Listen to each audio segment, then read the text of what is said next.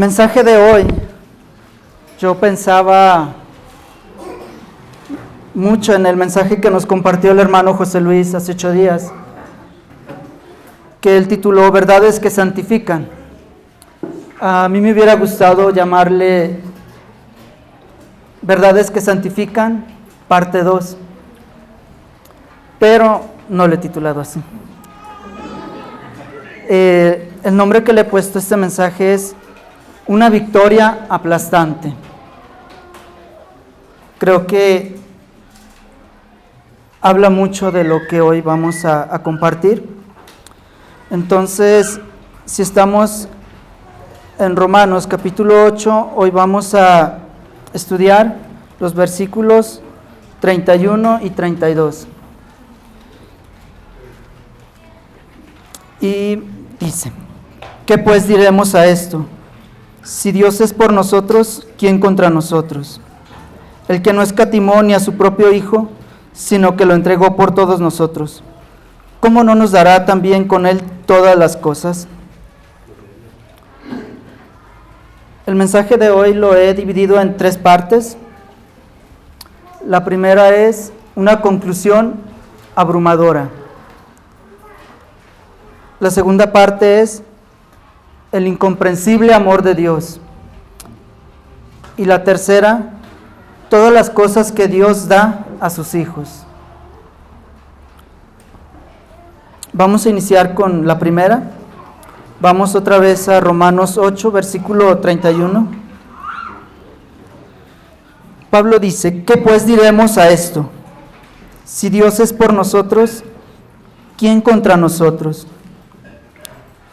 Aquí Pablo quiere llegar a una conclusión de todo lo que ya se ha estado viendo, no solo en el capítulo 8, sino todo lo que hemos visto hasta ahora en la carta de Romanos, relacionado con la expiación de Jesucristo por nosotros. Y Pablo dice, ¿qué podemos concluir? ¿Cuál es la conclusión?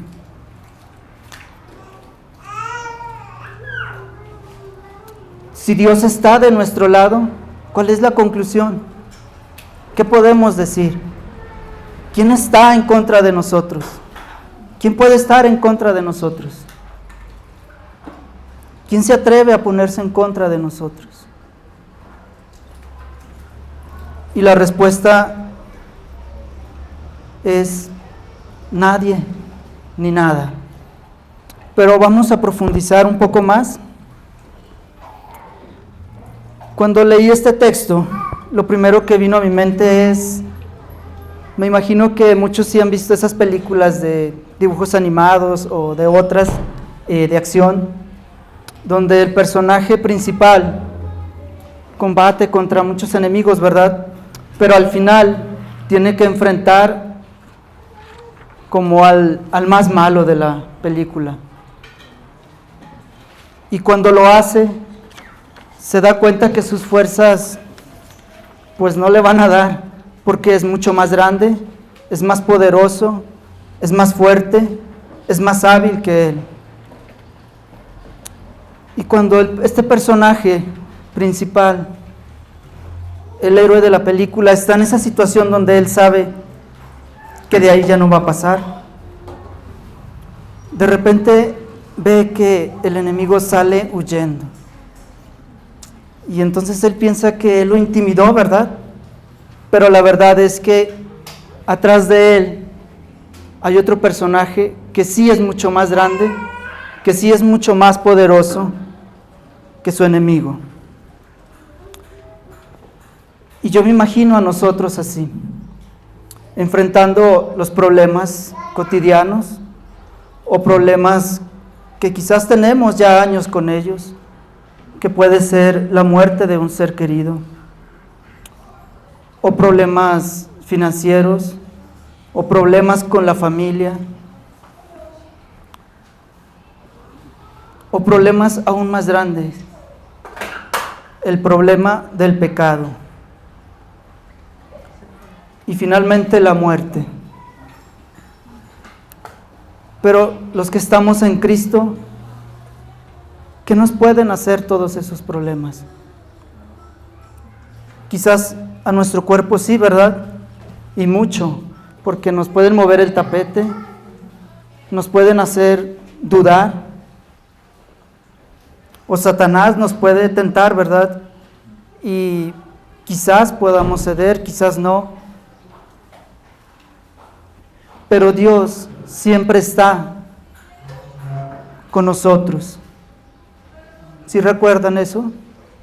¿Sí? Si no lo recuerdan, hoy me gustaría recordarles que Dios siempre está con nosotros. Si gustan, vamos a Hebreos 13:6.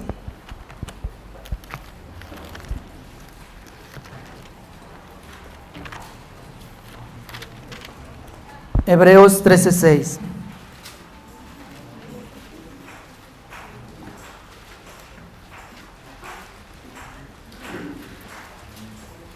De manera que podemos decir confiadamente: el Señor es mi ayudador, no temeré lo que me pueda hacer el hombre. Actualmente vivimos en un tiempo donde yo creo que el temor más grande no es la enfermedad, quizás, no es la enfermedad o un problema familiar. Nuestro temor más grande es al hombre. Ahorita ya matan gratis. Y no es broma aunque parezca. Pero en Hebreos 13, el escritor nos recuerda: el Señor es mi ayudador, no temeré al hombre. Y claro que se escucha muy bonito, ¿verdad? Pero debemos recordar que aunque maten nuestro cuerpo, nuestra alma, ningún hombre la puede destruir. Solo Dios. Entonces no debemos temer y recordar que Dios siempre está a nuestro lado. Dios siempre está con nosotros. Volviendo al pasaje en Romanos 8.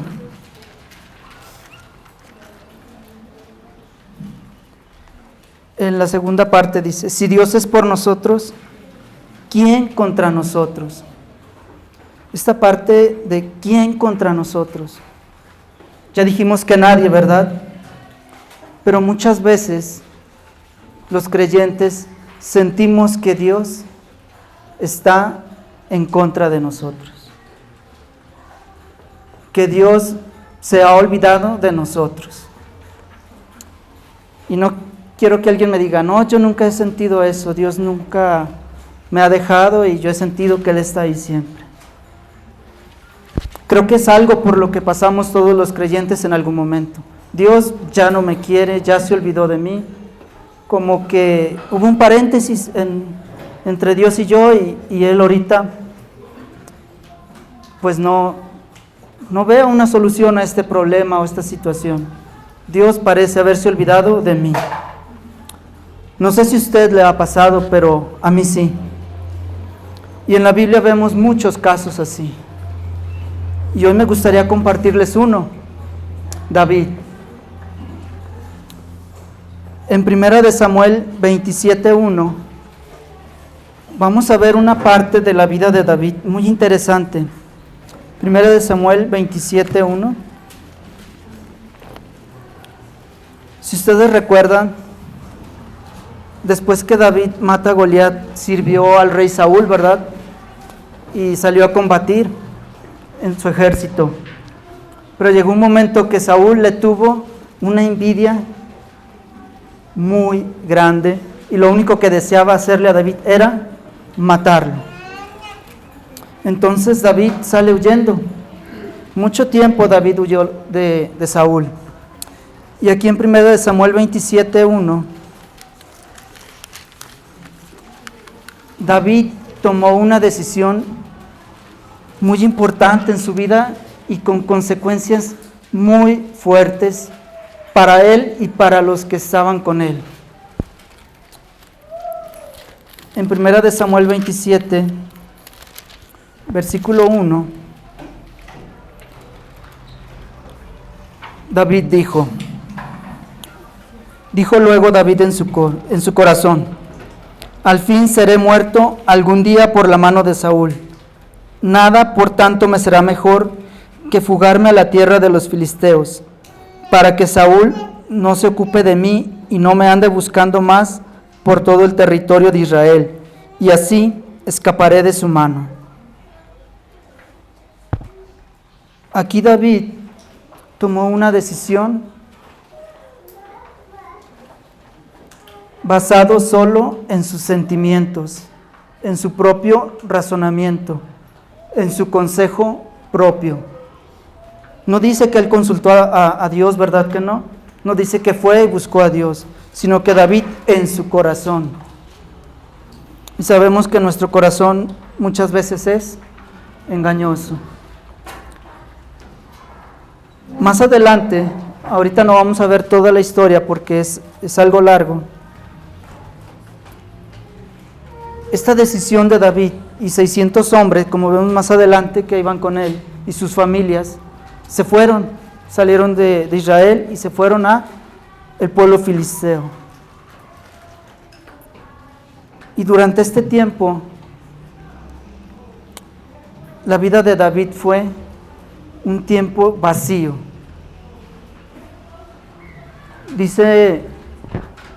Se dice que los estudiosos de la vida de David, durante este tiempo que él estuvo fuera de Israel, huyendo de Saúl, y haber tomado esta decisión, durante este tiempo, David no escribió ni un solo salmo.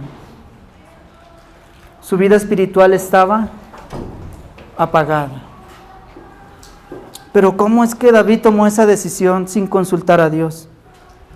Bueno, es algo que solemos hacer todos. Sabemos que Dios está con nosotros, que Dios está ahí, pero muchas veces sentimos que Dios no nos está escuchando, se ha olvidado de nosotros, y en nuestro propio pensamiento decimos: voy a tomar esta decisión.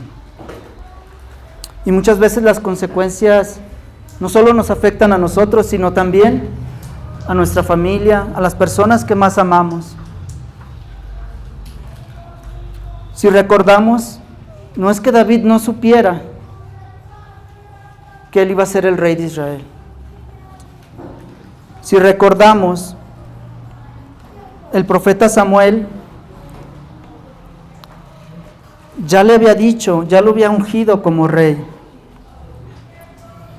En 1 de Samuel 16, 12 al 13, Samuel va a la casa de David y está buscando, ¿verdad?, quién va a ser el nuevo rey. Y ahí unge a David como rey. David ya sabía que iba a ser el rey de Israel. Pero no solo Samuel se lo dijo. Jonatán, el hijo del rey Saúl, también se lo dijo. En 1 de Samuel 23, 17, Jonatán le dice: tú vas a ser rey. Lo que Jonatán no sabía es que él no iba a estar con él, aunque él lo dice, ¿verdad? Aunque el amor de Jonatán con David sabemos que prevaleció mucho más allá. Pero no solo Samuel y Jonatán le habían dicho a David: tú vas a ser rey. También Abigail le dijo: tú vas a ser el rey de Israel.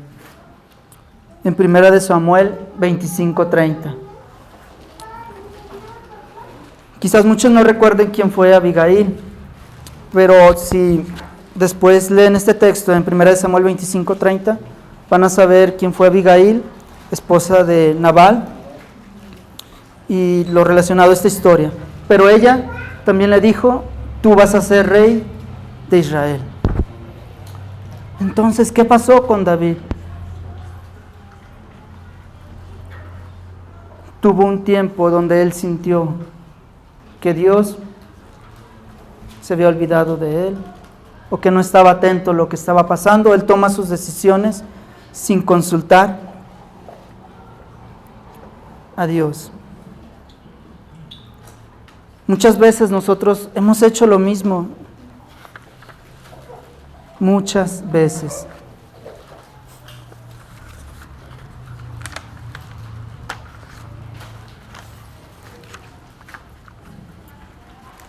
Pero ahí no termina la historia.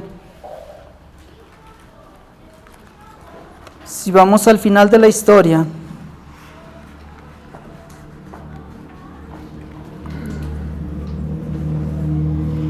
David llega al punto más bajo de esta decisión.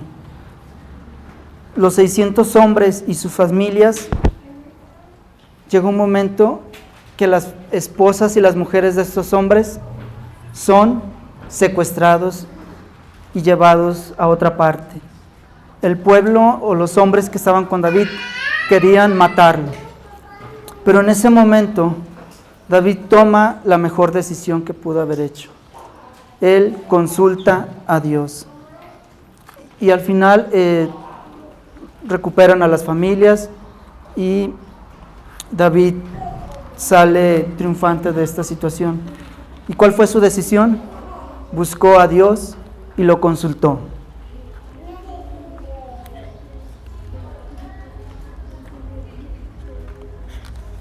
Estaba buscando si tenía anotado esa parte. Y no.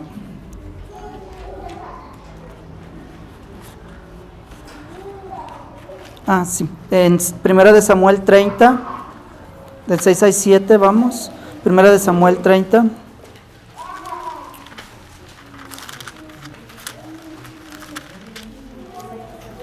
Primera de Samuel 30, 6 al 7.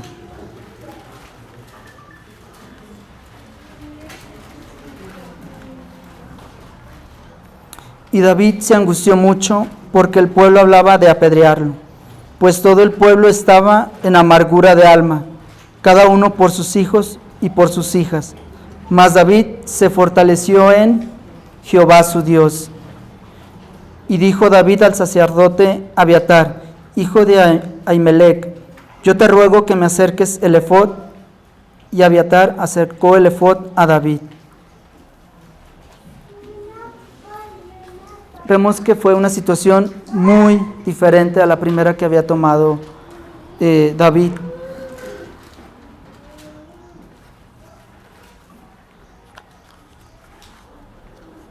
La invitación es a, si tú has tomado decisiones malas, no todo está perdido. Puedes volver hacia Dios, arrepentirte de lo que has hecho y retomar otra vez el camino con Dios. Dios siempre tiene primeras, segundas, terceras, cuartas oportunidades para con sus hijos. Él nunca se va a cansar de ti. Y más adelante vamos a ver por qué esto es verdad. Si recordamos en Juan 10:28, vamos a Juan 10:28.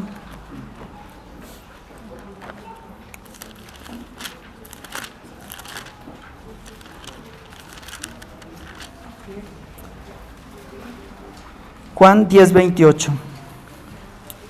Y yo les doy vida eterna, y no perecerán jamás, ni nadie los arrebatará de mi mano. Este texto se parece mucho al que acabamos de leer en Romanos 8:31. Si Dios está con nosotros, ¿quién contra nosotros? Y aquí el Señor les dice, nadie los va a arrebatar de mi mano. Nuestro hermano José Luis nos hablaba de que la salvación no se pierde. Y hay muchos textos que nos confirman eso. Si el Señor algo quería dejarnos en claro, es que la salvación no la podemos perder. Eso es algo muy hermoso y también nos recuerda que no depende de nosotros. Dios nos exige, sí, nos exige que hagamos muchas cosas, pero eso no significa que al hacerlas ganamos más salvación o perdemos salvación si no las hacemos.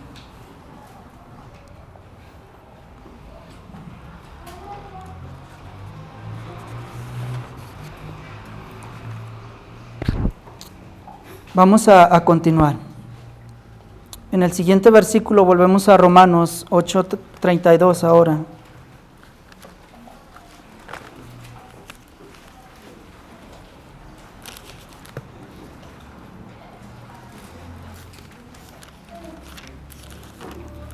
Romanos 8:32.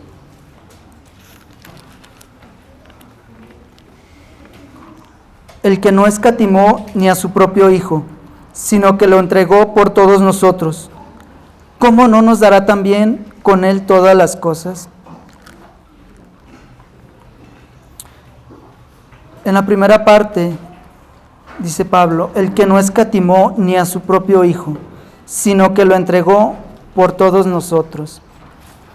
Esta parte yo la he titulado El incomprensible amor de Dios. ¿Qué otra parte de la Biblia ustedes recuerdan que habla de esto?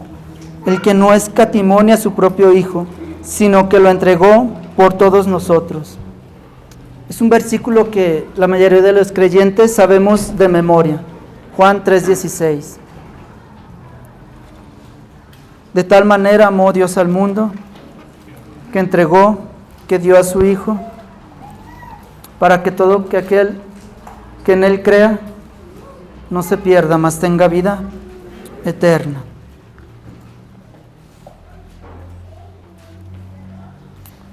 Aunque aquí Pablo no lo menciona, yo veo implícita la palabra amor. Me gustaría leerlo añadiendo la palabra amor.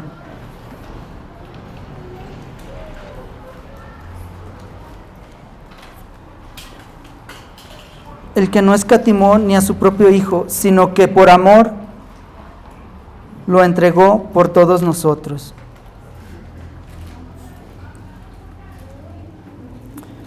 Aquí surge una pregunta.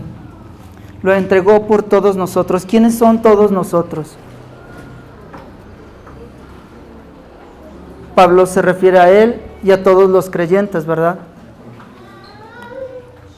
No es cierto que Cristo murió por todos. Él murió por sus hijos, por aquellos que van a creer en Él, los que han de creer en Él.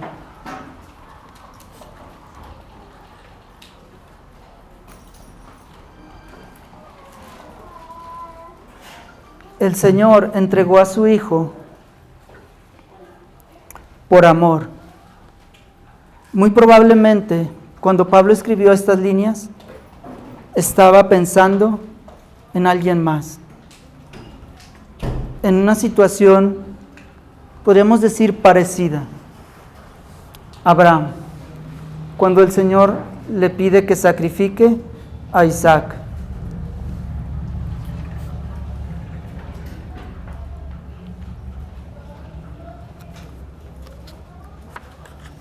En Génesis 22, 1 al 2. Vamos a Génesis 22. Yo sé que muchos ya se saben esta historia de memoria.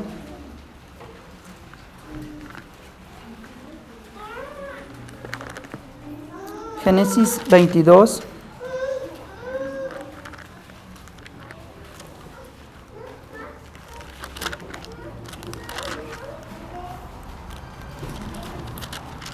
Uno y 2.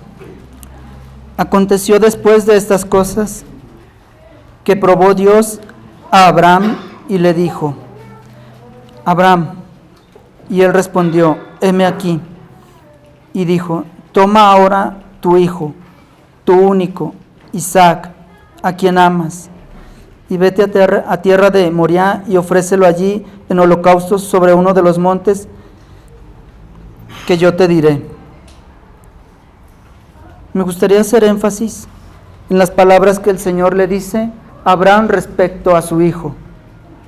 Tu hijo, tu único, Isaac, a quien amas. ¿Creen que fue fácil para Abraham esta decisión? Nada fácil, ¿verdad?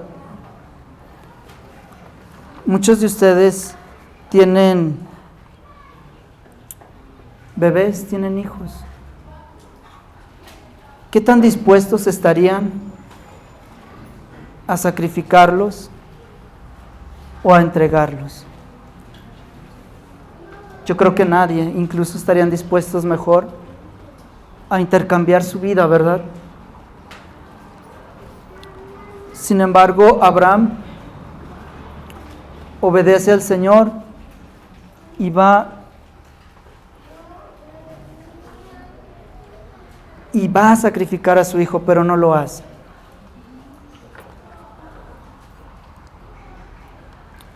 Él no lo hace, pero Dios sí lo hizo. Dios no detuvo su mano para sacrificar a su hijo en la cruz. A su hijo amado, a su único. Dios no detuvo su mano. Pero lo que nadie imaginaba es que Dios lo iba a resucitar al tercer día. El sacrificio perfecto fue realizado. Ya no había necesidad de más toros, corderos, palomas. Ningún otro sacrificio era necesario. Jesucristo fue suficiente. Ahora, como dice Pablo, si Dios no escatimó de entregar a su Hijo por usted, por mí, ¿cree que Dios nos va a abandonar o nos va a dejar? ¿Se va a olvidar de nosotros?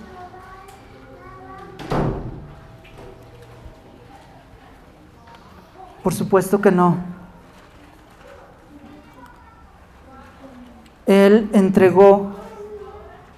Dios entregó lo más hermoso que Él poseía.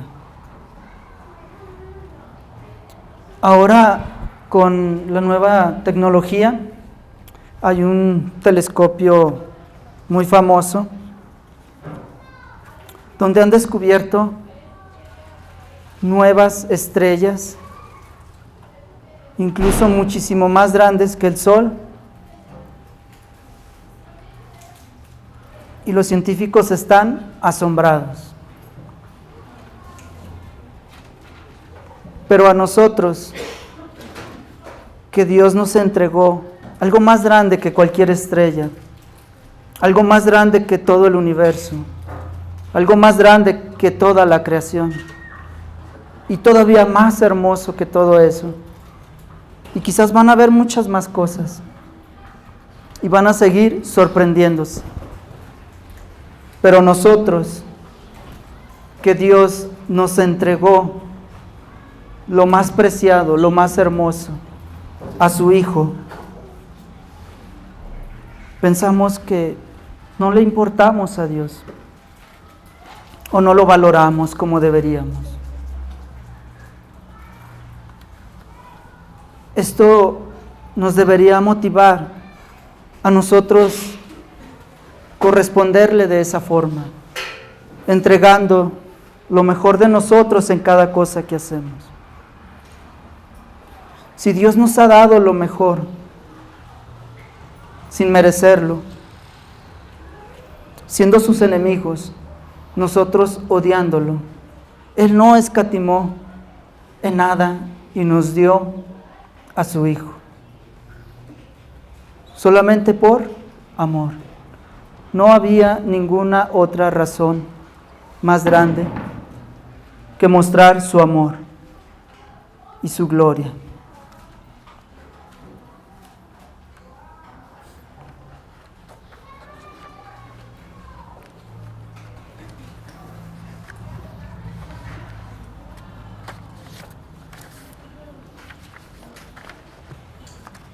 Quizás dicen, esto es muy fuerte, pero ¿cómo puedo yo entregarle a Dios lo mejor de mí si soy tan frágil, tan débil, tan imperfecto, lleno de fallas?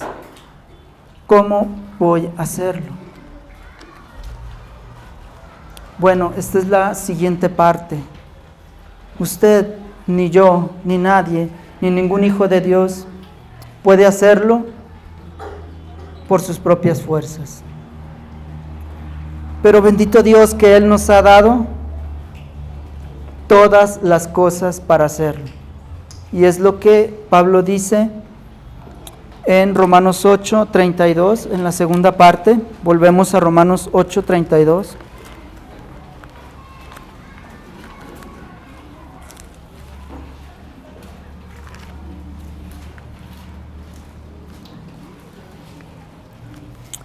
El que no escatimó a su propio Hijo, sino que lo entregó por todos nosotros, ¿cómo no nos dará también con Él todas las cosas?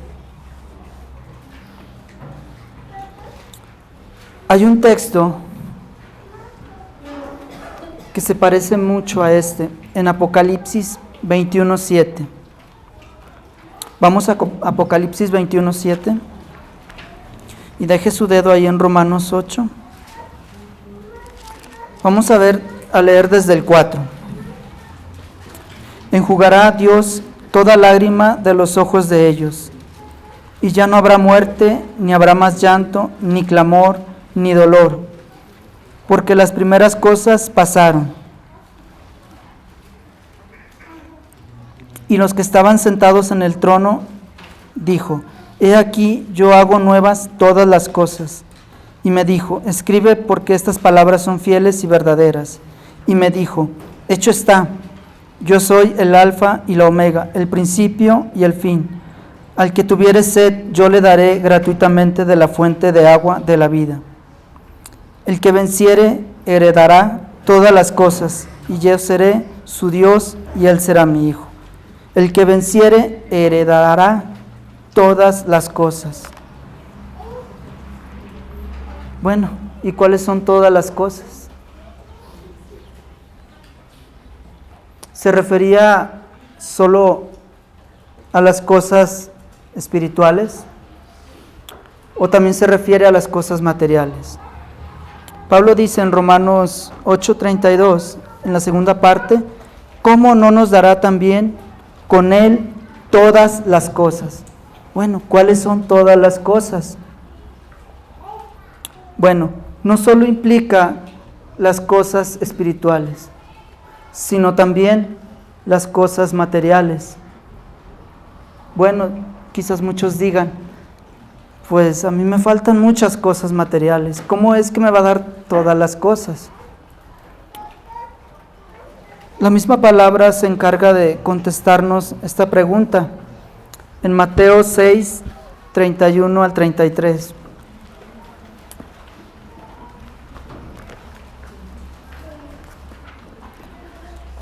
Mateo 6:31 al 33.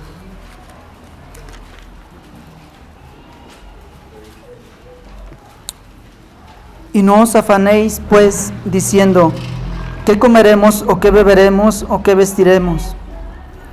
Porque los gentiles buscan todas estas cosas, pero vuestro Padre Celestial sabe que tenéis necesidad de todas estas cosas.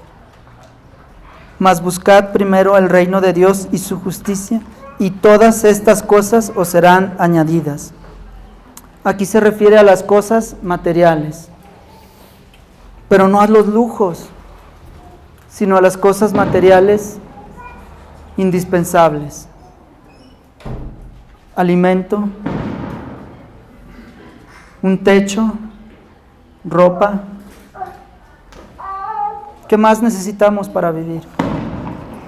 Quizás muchos dicen: yo sí tengo pues lujos. Bueno, gloria a Dios. Pero no todos lo tienen, ¿verdad? No sé si aquí hay alguien que diga: yo tengo más de 2 días sin probar alimento. Obviamente que no esté en ayuno. ¿Quién tiene más de 2 días sin probar alimento por necesidad? Me da gusto saberlo, si no ya regañaría a la congregación. ¿Quién viene desnudo hoy? Porque no tenía que ponerse. Yo todos los veo con su ropa, gracias a Dios. O calzado, quizás a lo mejor desgastado, viejito, pero todo sirve.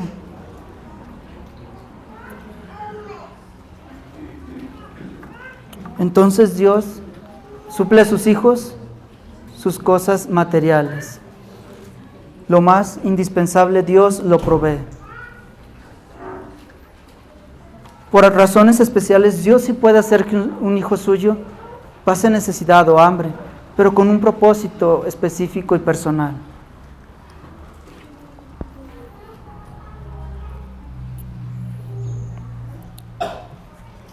Volvemos otra vez a Romanos 8. Continuamos en el versículo 32.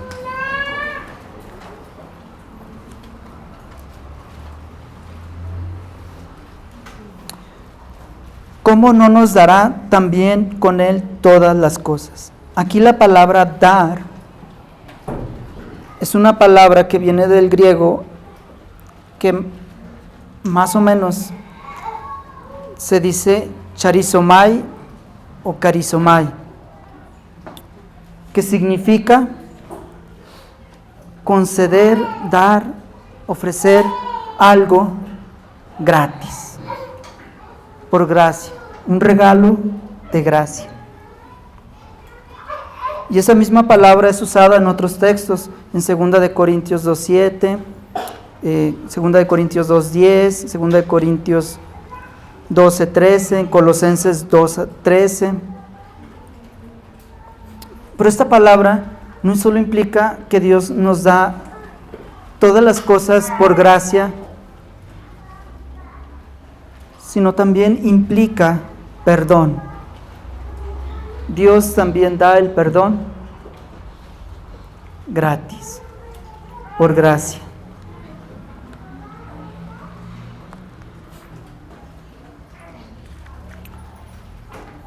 Pero aquí Pablo también no solo nos habla de todas las cosas materiales, Pablo también estaba pensando en las cosas espirituales.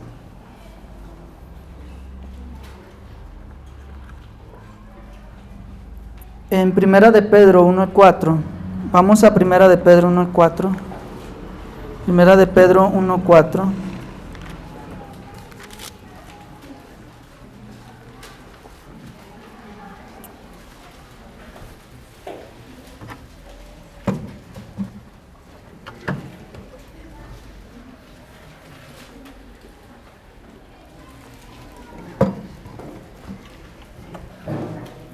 Primera de Pedro 1:4. Vamos desde el 3, para que agarremos más contexto.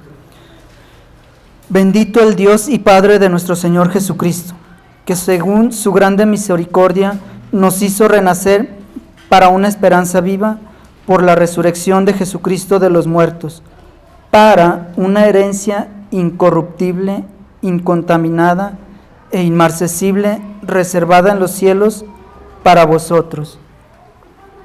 Aquí vemos que también Dios nos va a dar cosas espirituales, todas las cosas. Ya aclaramos que son todas las cosas que necesitamos.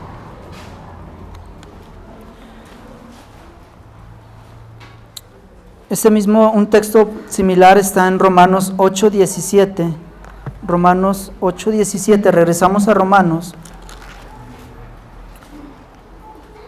Y si hijos, también herederos, herederos de Dios y coherederos con Cristo, si es que padecemos juntamente con Él, para que juntamente con Él seamos glorificados.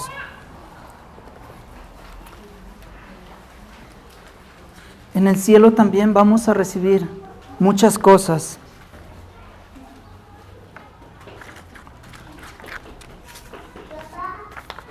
Espiritualmente, nosotros también necesitamos cosas de este lado de la eternidad. y Dios nos las ha dado. Todo hijo de Dios las tiene. Cuando pienso en estas cosas espirituales que Dios nos ha dado, vino a mi mente un comentario de John MacArthur. Él dice, cuando un bebé nace, sale completo. Lo normal es que nazca completo, ¿verdad? Con sus 2 brazos, sus 2 piernas, sus 2 ojos. Ningún bebé nace con una pierna y a los 2 meses le crece la otra pierna. No es así, ¿verdad?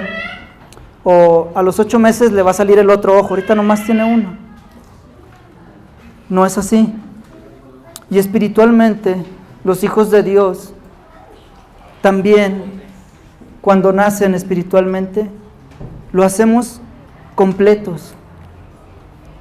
Todo hijo de Dios nace completo. ¿Qué significa que un hijo de Dios nace completo? Significa que usted y que yo nacemos con el Espíritu Santo,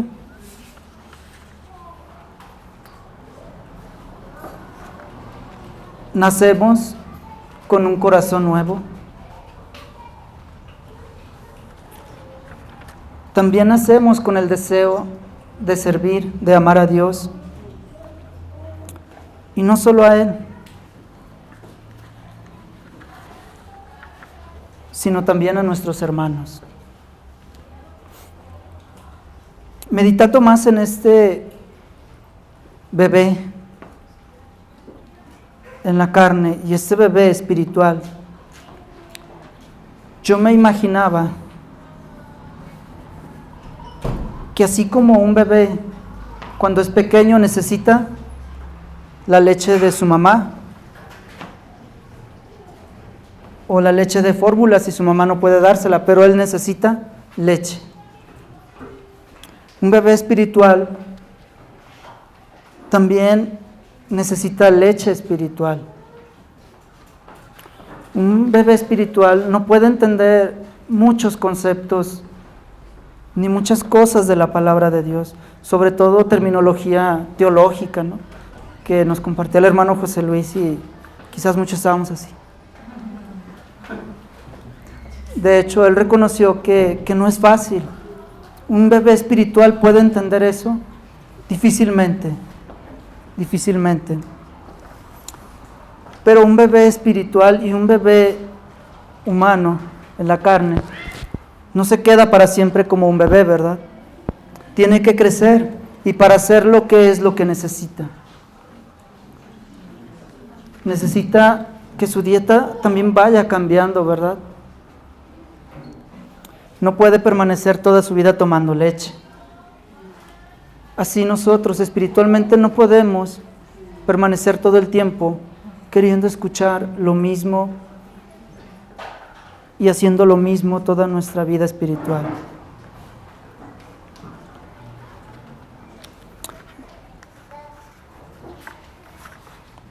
Hay 3 cosas que son fundamentales para que un bebé crezca.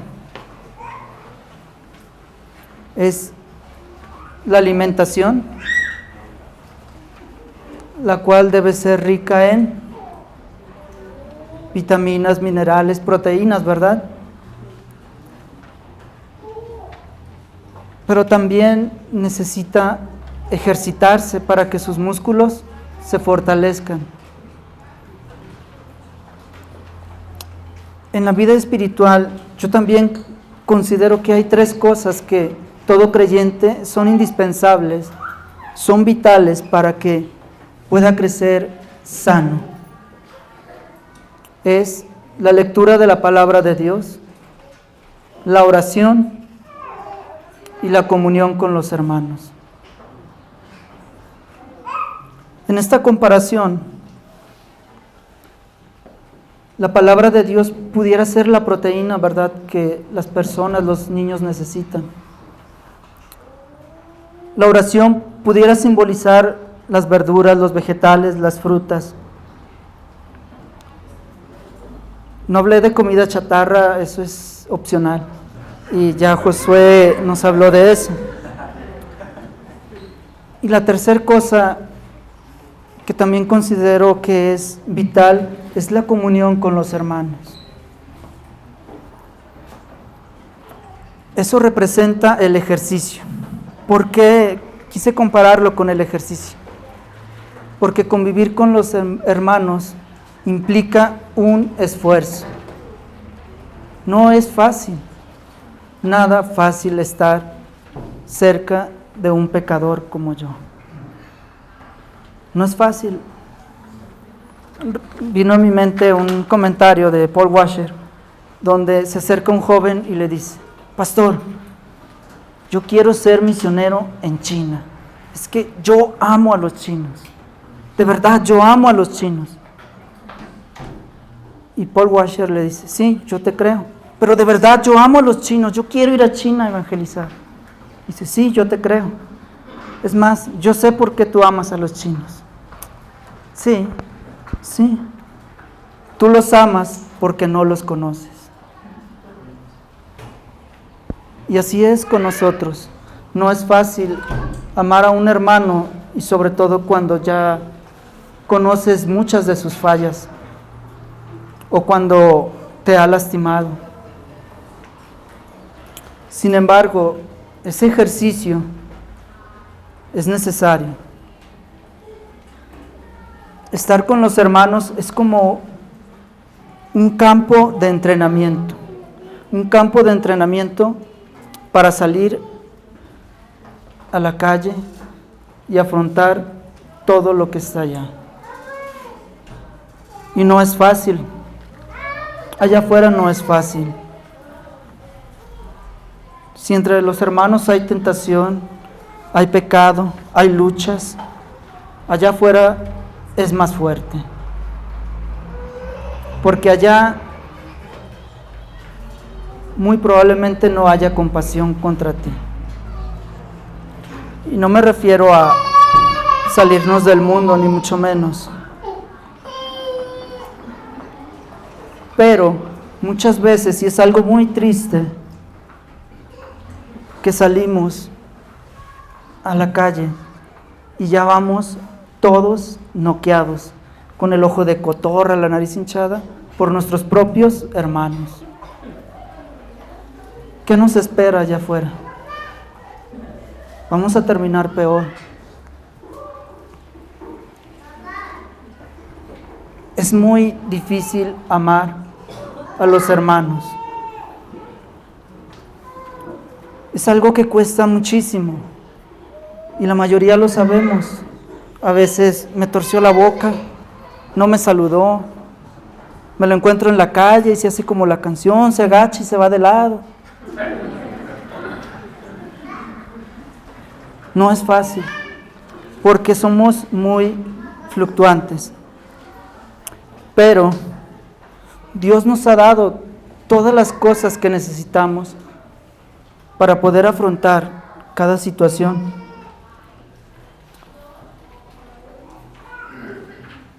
Por gracia Él nos ha salvado y nos ha dado su Espíritu para vivir en santidad. Nos ha dado un corazón nuevo. Nos ha dado amor. Si recordamos en Juan 13:35, vamos a Juan 13:35.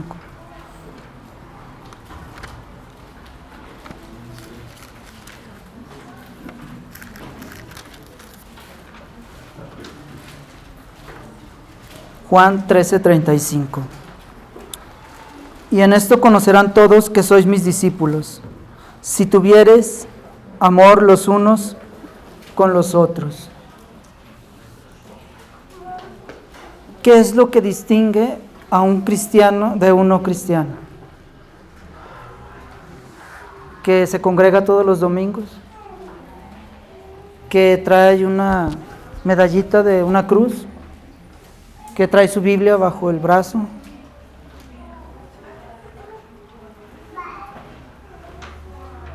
El Señor dice: los van a conocer por el amor que ustedes muestran. Usted puede decir lo que sea, puede hacer lo que sea, pero si las personas no ven amor en usted, difícilmente van a saber que hay una diferencia en usted. Ellos no pueden ver el sello del Espíritu Santo. Ellos no pueden ver su Biblia que está en su casa. Ellos van a ver el amor que usted muestra.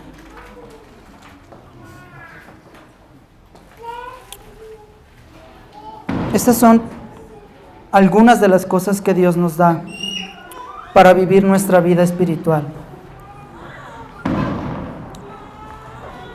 Dios nos da todas las cosas necesarias para cumplir su propósito. Dios tiene un propósito.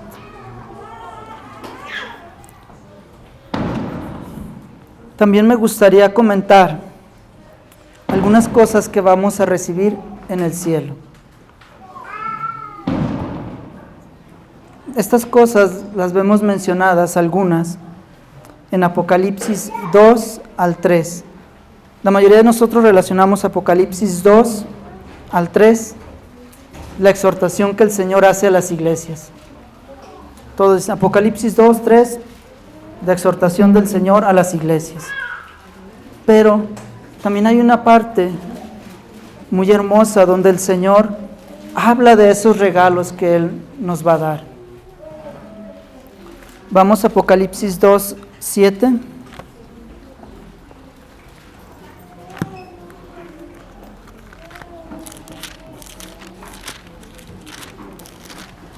Apocalipsis 2, 7.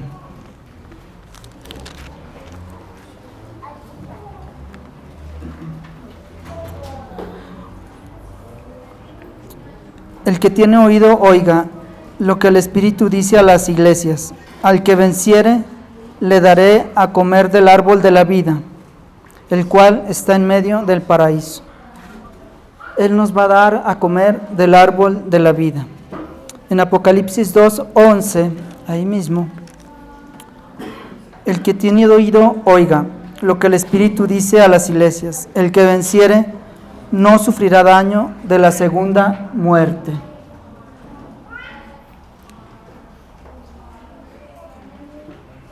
Generalmente nosotros, este regalo es el que tenemos más presente y es uno de los que más nos gusta, junto con ver al Señor cara a cara y ser como Él, ¿verdad? Pero también hay otro regalo en el mismo capítulo, Apocalipsis 2, 17.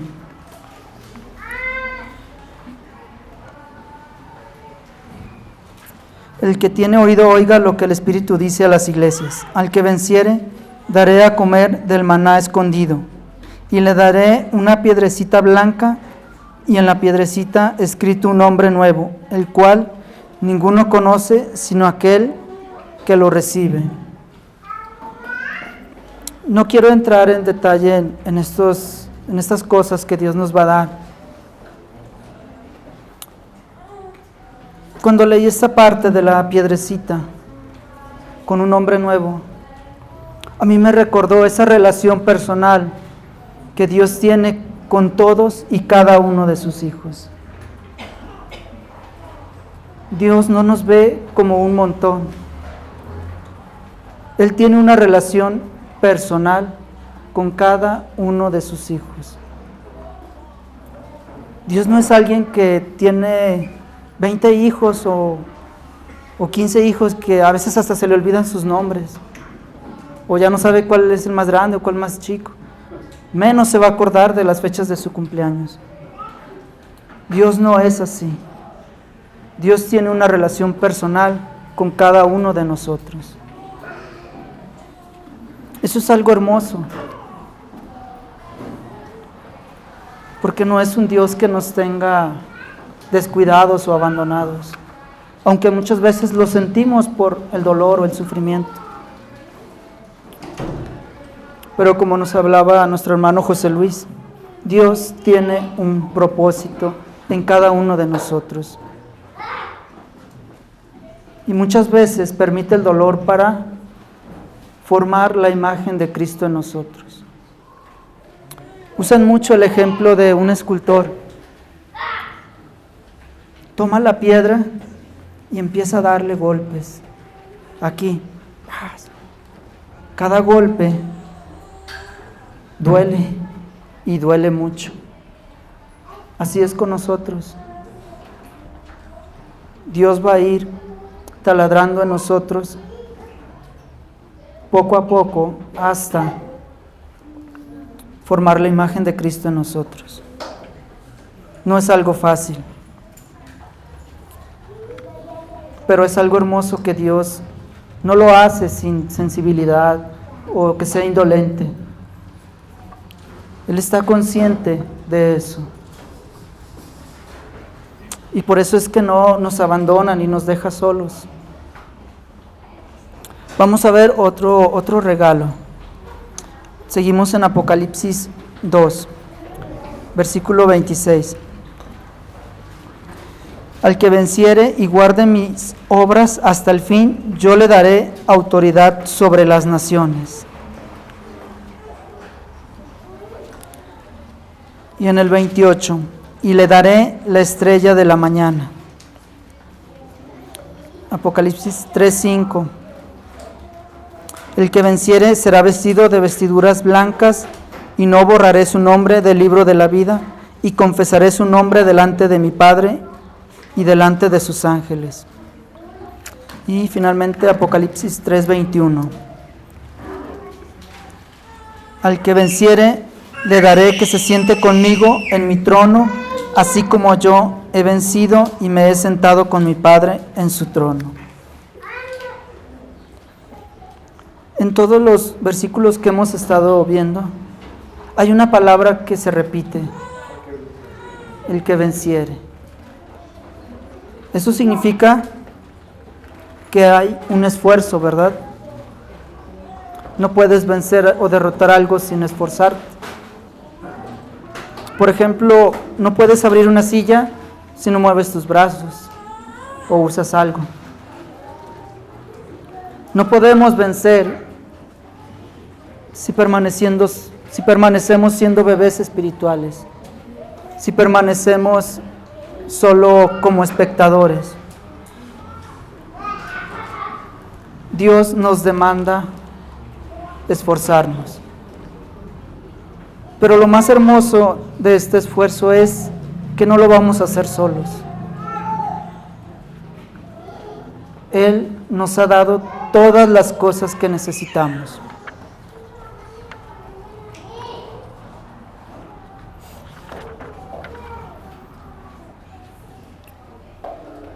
Hoy hemos estado meditando en el texto de Romanos 8, versículos 31 y 32. Vimos que podemos concluir que si Dios está con nosotros, nada ni nadie puede alejarnos de Él, separarnos de Él, ni impedir que lleguemos a la meta. El cómo lleguemos ya es personal. Pero todos sus hijos van a llegar al cielo. Todos sus hijos van a recibir todas las cosas que Dios ha prometido. Y todos sus hijos tienen todas las cosas que necesitan para su vida espiritual de este lado.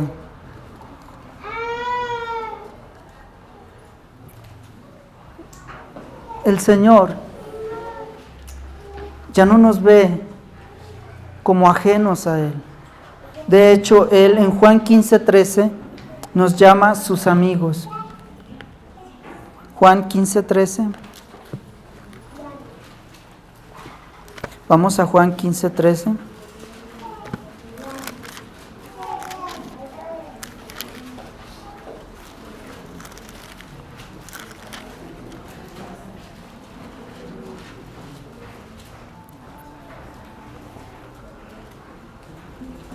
Nadie tiene mayor amor que este, que uno ponga su vida por sus amigos. ¿Cristo dio su vida por usted? Sí. Entonces es su amigo. ¿Cristo murió por usted en la cruz? Sí. Entonces es su amigo.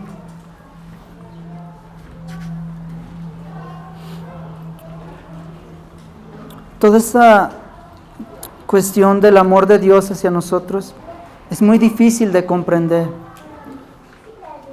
porque su amor es tan grande, tan sorprendente, que no podemos comprenderlo y nos va a llevar toda la vida tratar de entender ese amor que nos ha dado vida eterna en Jesucristo. El amor de Dios que ha mostrado por nosotros en Cristo hace más de 2000 años, no ha perdido su valor, no ha perdido su vigencia. Dios sigue salvando personas. El Evangelio sigue dando vida a personas. El amor de Dios sigue vivo. En medio de este mundo cada vez más difícil, con más retos para el creyente, Dios va a seguir salvando vidas. Y nosotros no debemos avergonzarnos del Evangelio. El Evangelio sigue siendo poderoso para dar vida. Como lo menciona Pablo en Romanos 1:16, porque no me avergüenzo del Evangelio, porque es poder de Dios para salvación. Meditando en este poder de Dios, en su Evangelio, me encontré un texto que me gustó de una persona que no había escuchado de él, se apellida Bullinger. Él dice lo siguiente: el Evangelio no ha perdido nada de su antiguo poder. Es igual de poderoso hoy como cuando se predicó por primera vez. Es poder de Dios para salvación. El Evangelio no necesita que se le tenga lástima, ni necesita ayuda, ni una sirvienta. Puede superar todos los obstáculos y derribar todas las barreras. No es necesario usar ningún dispositivo humano para preparar al pecador para recibirlo, porque si Dios lo ha enviado, ningún poder puede impedirlo. Y si Él no es quien lo envía, ningún poder podrá hacerlo efectivo. Fin de la cita. A mí me llama la atención la frase: no es necesario ningún dispositivo humano.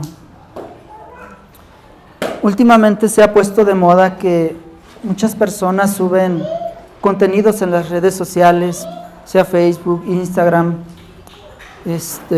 Telegram, TikTok o YouTube. Está bien, yo no tengo problema con que lo hagan, pero algo importante que me gustaría recalcar es que no es su habilidad para subir videos, no es sus palabras bonitas, su elocuencia, su inteligencia, su habilidad. Es el poder del Evangelio, es el poder de Dios que está en su Evangelio para dar vida.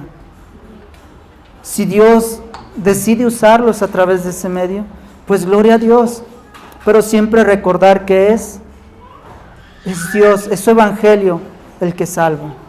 No soy yo, en nosotros no hay ningún poder especial. No importa cuán inteligente me sienta, cuán atractivo o guapo sea para llamar la atención, en mí no hay ningún poder. El poder está en el Evangelio de Jesucristo. Para finalizar, me gustaría invitar a todas aquellas personas que no le han entregado su vida a Jesucristo, que hoy mediten sobre su vida delante de Dios. Dios no tiene un tiempo para que tú lo busques y te arrepientas y reconozcas a Jesucristo como tu Salvador. Él no tiene un tiempo, porque el tiempo es ahora que lo estás escuchando. Y si mañana lo escuchas, pues gracias a Dios que tienes esa oportunidad, pero no lo sabes. No sabes cuándo Dios te va a llamar a cuentas. Y hoy quiero invitarte a que, si no lo has hecho, reflexiones y le entregues a Dios tu vida, reconociendo que Jesucristo murió en esa cruz por ti, que Él pagó por todos tus pecados en esa cruz. Y algo más hermoso, si tú haces eso, Dios promete que, así como Jesucristo resucitó, un día tú lo vas a hacer. Un día vas a poder ver a Cristo cara a cara y ser como Él. No rechaces esta oportunidad. Yo te invito a que de verdad le entregues tu vida a Cristo y vivas para Él, para glorificar su nombre. Vamos a orar.